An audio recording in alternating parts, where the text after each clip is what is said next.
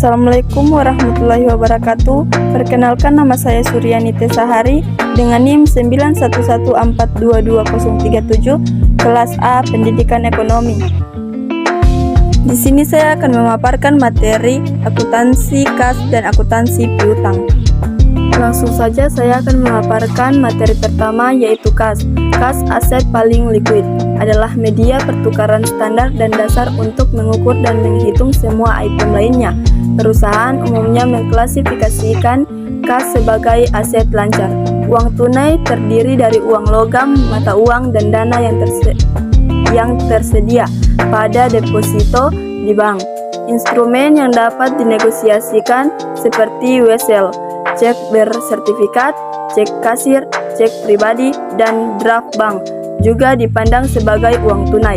Bank memiliki hak dan hukum untuk meminta pemberitahuan sebelum melakukan penarikan. Tapi karena bank jarang meminta pemberitahuan sebelumnya, rekening tabungan tetap dianggap uang tunai. Melaporkan kas. Meskipun pelaporan kas relatif mudah, sejumlah isu dapat menjadi perhatian khusus. Isu-isu ini terkait dengan pelaporan setara kas. Klasifikasi yang menjadi populer saat ini adalah kas dan setara kas. Setara kas adalah investasi jangka pendek dan sangat liquid yang mudah dikonversi menjadi kas yang diketahui begitu dekat dengan jatuh tempo sehingga perubahan suku bunga tidak signifikan. Umumnya hanya investasi dengan jatuh tempo 3 bulan atau kurang memenuhi syarat berdasarkan definisi ini. Contoh setara kas adalah treasury bills atau obligasi berjangka pendek, commercial paper atau surat berharga komersial, dan money market funds atau dana pasar uang. Beberapa perusahaan menggabungkan kas dengan investasi sementara di neraca. Dalam kasus ini, mereka menjelaskan jumlah investasi sementara baik secara tertulis atau catatan. Kas yang dibatasi penggunaannya, uang tunai kecil, gaji, dan dana dividen adalah contoh uang yang disisihkan untuk tujuan tertentu. Dalam kebanyakan situasi, saldo dana ini tidak material. Oleh karena itu, perusahaan tidak memisahkan contoh tersebut dari kas dalam laporan keuangan. Jika jumlah material, perusahaan memisahkan uang tunai yang dibatasi dari uang tunai reguler untuk tujuan pelaporan. Perusahaan mengklasifikasikan kas dibatasi baik dalam aset lancar atau dalam bentuk aset jangka panjang, tergantung pada tanggal ketersediaan atau pencairan.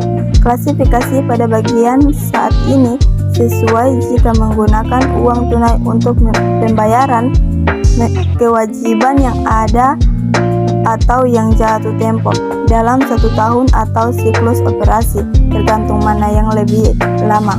Di sisi lain, perusahaan menunjukkan uang yang dibatasi penggunaannya dibagi jangka panjang dari neraca jika memegang uang tunai untuk jangka waktu yang lebih lama. Di antara batasan potensial lainnya, perusahaan perlu menentukan apakah uang tunai di rekening di luar Amerika Serikat dibatasi oleh peraturan mengenai ekspor mata uang, overdraft bank, atau cek kosong.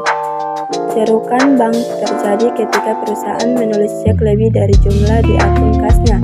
Hal ini harus dilaporkan dalam kelompok kewajiban lancar dan biasanya ditambahkan ke dalam jumlah yang dilaporkan sebagai utang usaha. Jika material, maka pos ini harus diungkapkan secara terpisah pada bagian depan neraca atau dalam catatan yang berhubungan. Ringkasan item yang terkait dengan kas. Kas dengan setara kas mencakup media pertukaran dan instrumen yang paling banyak dinegosiasikan. Jika barang tidak dapat dengan cepat dikonversi menjadi koin atau mata uang, perusahaan secara terpisah mengklasifikasikannya sebagai biaya investasi, piutang, atau prabayar. Perusahaan memisahkan dan mengklasifikasikan uang tunai yang tidak tersedia untuk pembayaran kewajiban jatuh tempo dalam bagian aset jangka panjang. Ilustrasi 7-2 merangkum klasifikasi barang-barang berkait uang piutang. Seperti kas piutang juga merupakan aset finansial. Piutang sering disebut sebagai pinjaman, dan piutang adalah klaim yang diajukan terhadap pelanggan dan orang lain atas uang, barang, atau jasa. Piutang adalah aset keuangan juga sebagai instrumen keuangan untuk tujuan pelaporan keuangan. Piutang diklasifikasikan sebagai piutang lancar dan tidak lancar. Piutang lancar diharapkan akan tertagih dalam 1 tahun atau selama 1 siklus operasi berjalan. Semua piutang lain diklasifikasikan sebagai piutang tidak lancar. Piutang dagang adalah jumlah yang terutang oleh pelanggan untuk barang dan jasa yang telah diberikan sebagai bagian dari operasi bisnis normal. Piutang dagang ini bisa disubklasifikasikan menjadi piutang usaha dan wesel pagi. Piutang usaha adalah janji lisan dari pembeli untuk membayar barang atau jasa yang dijual, sedangkan wesel pagi adalah janji tertulis untuk membayar sejumlah uang tertentu pada tanggal tertentu di masa depan.